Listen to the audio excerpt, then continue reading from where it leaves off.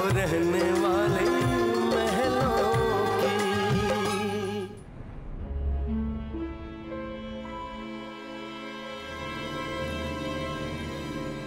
जी लाए बेटे? जी कलंगी नहीं मिली। नहीं मिली? मैंने तो पूरा कमरा छान मारा था जी, पर कलंगी कहीं नहीं मिली।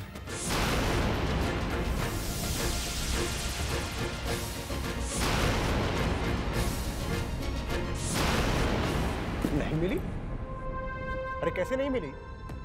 कुछ पता भी है कितनी कीमत है उसकी?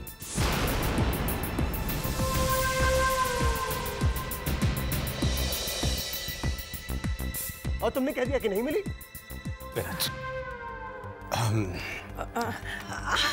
बेटा कलंगी वही कहीं होगी, जाओ जाकर देखो, कमरे में ही होगी, जाओ।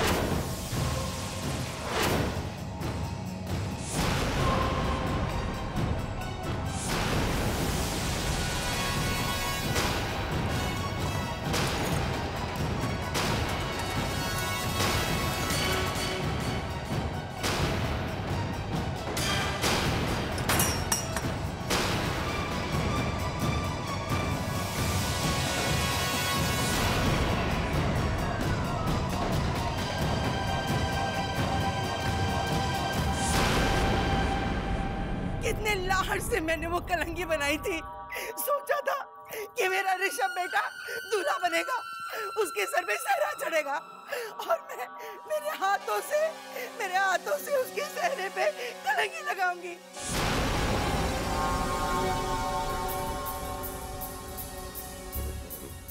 पर मेरे सारे सपनों में पानी फेर गया। आखिर वो कौन है जिसे एक माँ की खुशी देखी नहीं गई? अरे ले जाना था तो कोई और जेवर ले जाता, वही कलंगी क्यों ले गया जिसमें एक माँ की ममता शामिल थी?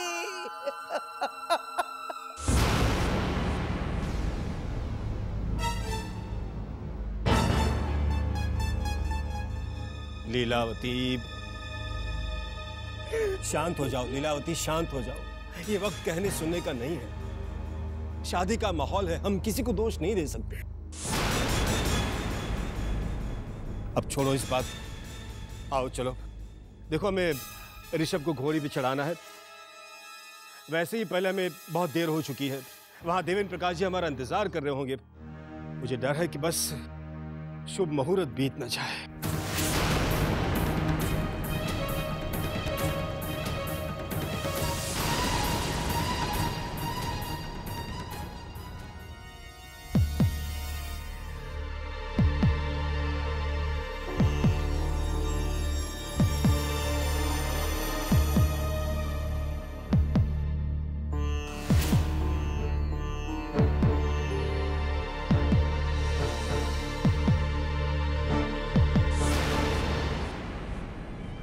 जल्दी कीजिए, शुभ मुहूर्त बीता जा रहा है।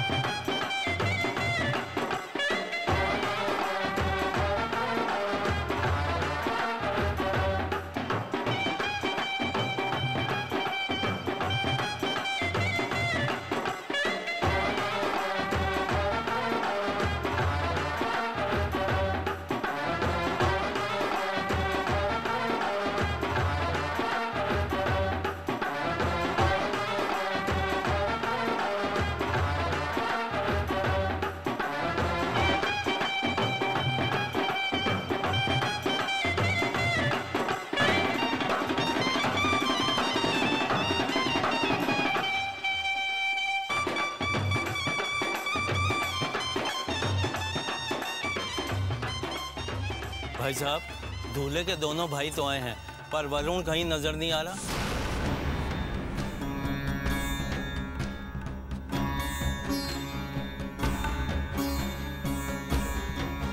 अब बस आता ही होगा, किसी काम में फंस गया होगा, आता ही होगा। मुझे तो कुछ ठीक नहीं लग रहा है। इस शादी में कुछ न कुछ अड़चन आती ही जा रही है। पहले दूल्हे का सेहरा गायब, सेहरा आया तो कलंगी गायब, अब 2 भाई आए हैं तो तीसरा गायब।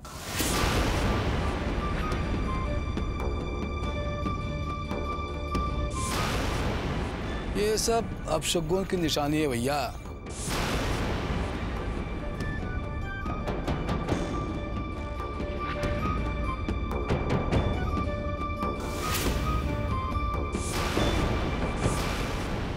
बिल्कुल ठीक कह रहे हैं, वाकई ये शादी शादी नहीं अपशकुन है। इन भाइयों के लिए, उनकी जिंदगी के लिए।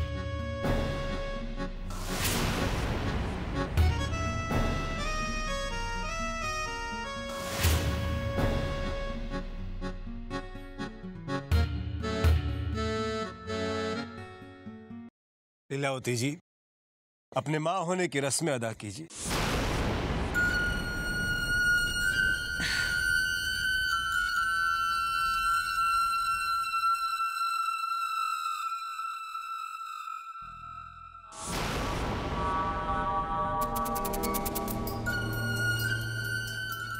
ऋषभ बेटे, हर माँ का सपना होता है कि उसका बेटा घोड़ी पे बैठे सेहरा बांधे। आज मेरा वो सपना पूरा होने जा रहा है। आज मेरा बेटा मेरी बहू लाने जा रहा है। भगवान करे तेरा ये सफर सफल हो जाए।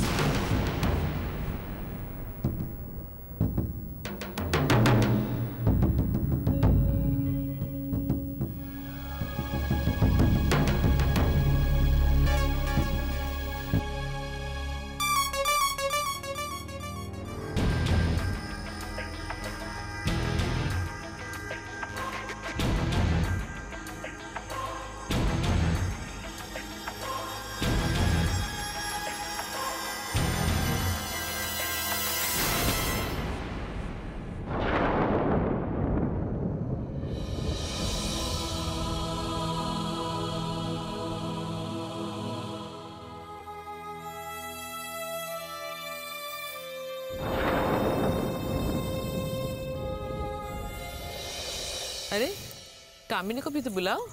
हाँ हाँ, आखिर भाभी है दूल्हे की। जब तक भाभी अपने देवर की नजर नहीं उतारेगी तब तक घोड़ी आगे कैसे बढ़ेगी ऋषभ बाबू। हाँ हाँ।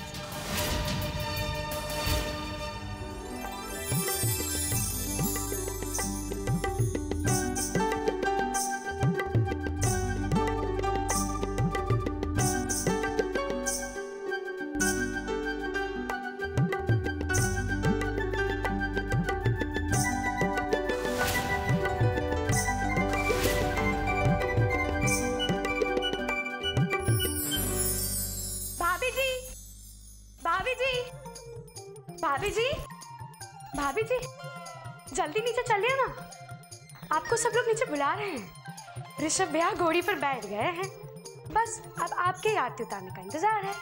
अब आप आरती उतार दें तो वो अपनी दुल्हन ले आए। उन्हें तो एक एक पल बरस के समान लग रहा है। अच्छा, लगता है तो लगने दो, तुम्हें दिखाई नहीं देता? हमारा सजना अभी बाकी, और तुम तो जानती हो बिना सजे सवरे हम एक कदम भी आगे नहीं बढ़ाते। So go and tell everybody। ये भाभी जरा देर लगाएगी। और हाँ, तुम्हारे उस ऋषभ भैया से कह देना सारा सब्र करे। वो क्या है ना, सब्र का फल हमेशा मीठा होता है। जी मैं कुछ समझी नहीं। बेवकूफ। तुम्हारे इस देवर जी से हमारा खास रिश्ता है, एकदम खास। वो क्या कहते हैं ना, स्पेशल। तो आज के दिन हम स्पेशल तैयारी करके आएंगे। क्या भाभी जी आप भी ना। वो सब तो ठीक है भाभी जी, फिर भी आप जल्दी आइएगा, आपका सब लोग इंतजार कर रहे हैं।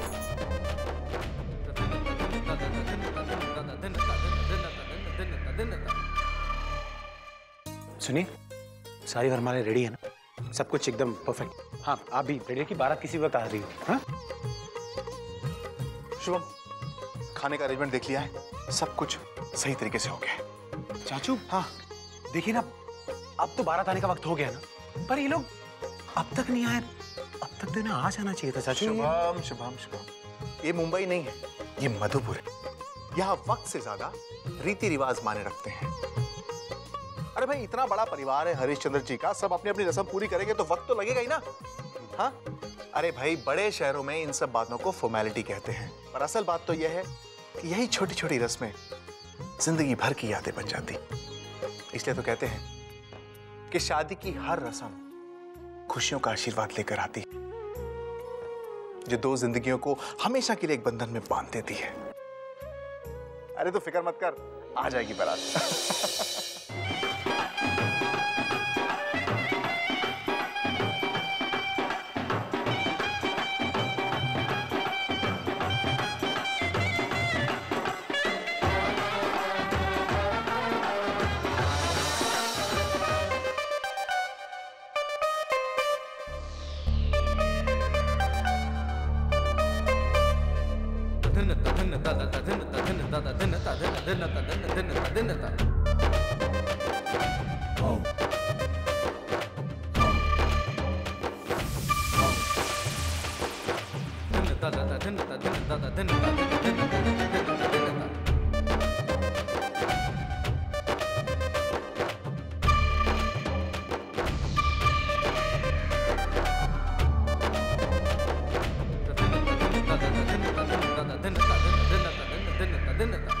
क्या बात है, भगवान आपको हर बुरी नजर से बचाए। क्या लग रहे हैं आप, बिल्कुल राजा जैसे, हमारी देवरानी के दूल्हे राजा। देख लेना, आज हमारी देवरानी आपको देखकर सुध बुध खो बैठेंगी। लेकिन आप बिल्कुल जल्दबाजी मत करना, हर भेद धीरे धीरे खोलिएगा। यही तो सही मौका है उन्हें तरसाने का।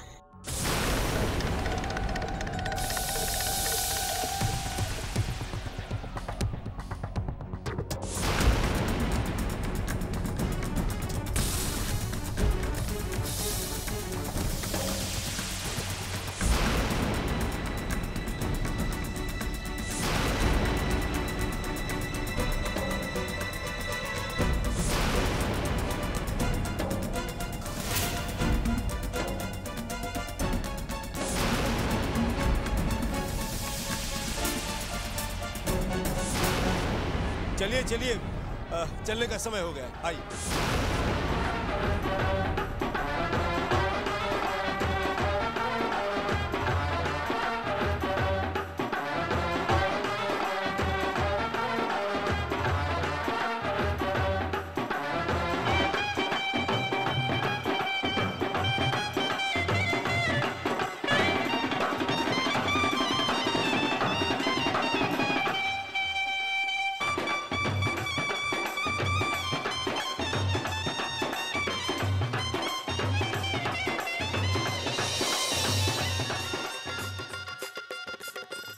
सखी, काजल, जाओ तुम रानी के पास जाओ।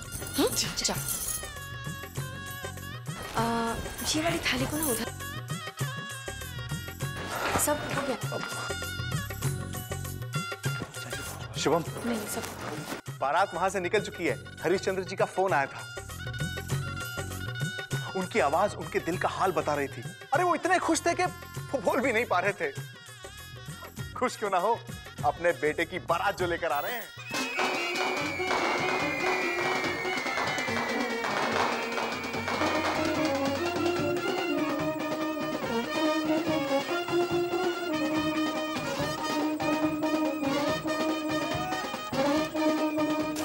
बाबूजी, आप इतना खुश क्यों हो रहे हैं?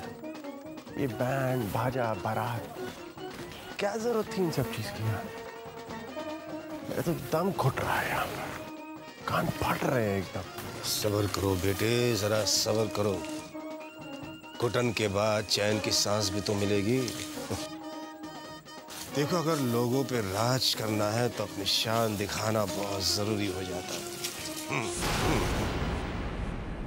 बड़े शान से बारात लेकर आ रहे होंगे भाई, क्यों ना हो, ऋषभ बाबू की बारात है। हाँ भाई, उनकी बारात राजा की सवारी से कम थोड़ी ना होगी। तो मैं तो इमेजिन कर रहा हूं कि उनके भाई तो खुशी से झूम रहे होंगे।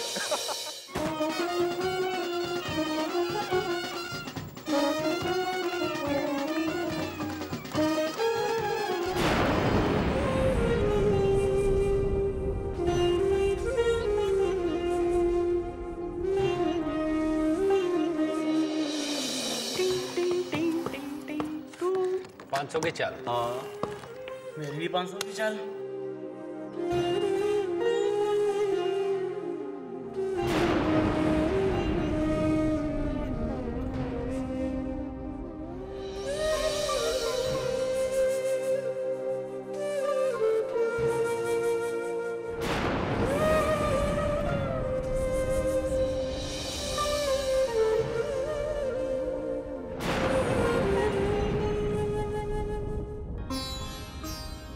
पूरे परिवार के साथ पूरा गांव भी शामिल होगा।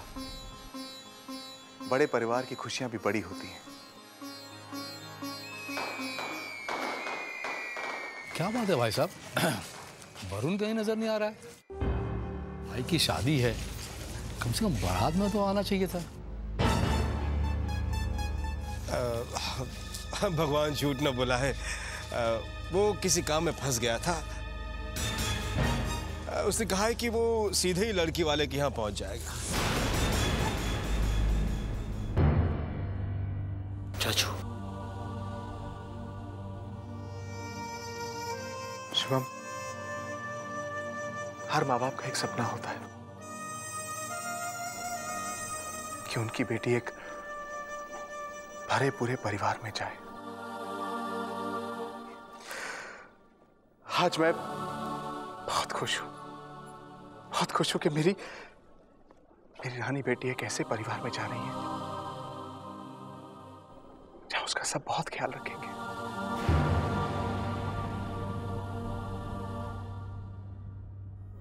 माँ पापा जैसे उसके सास ससुर उसे ममता की कमी नहीं होने देंगे।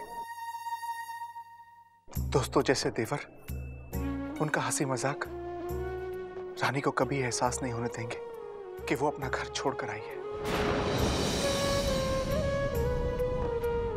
और बड़े भाई जैसे जेठ शुभम बनकर हमेशा उसके साथ रहेंगे।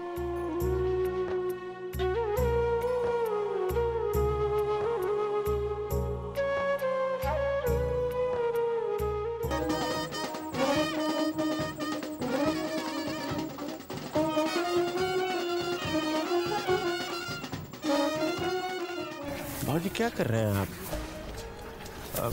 एक मिनट, आप इन भाइयों के लिए झूठ क्यों बोल रहे हैं? बेटे, इस झूठ में हमारा बहुत बड़ा फायदा है। वो कैसे? तुम कब राजनीति सीखोगे?